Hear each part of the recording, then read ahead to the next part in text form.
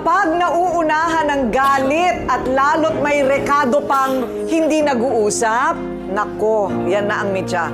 Talaga, dito sa face-to-face, parating ganyan, hindi nag-uusap. Patay na tayo dyan. Patay na tayo dyan. Lahat tayo hirap magtrabaho, magtulungan na lang tayo. Bihira lang ang matagal at malalim na pinagsamahan, Jaja and Carla. Ang trabaho, ang pera, pansamantala. Naglalaho. Pero ang pagkakaibigan, panghabang buhay yan. Tama? Huwag nating pabayaan ang mga relasyon sa dahil lang sa hindi pag-uusap at unawaan. Okay, everybody happy?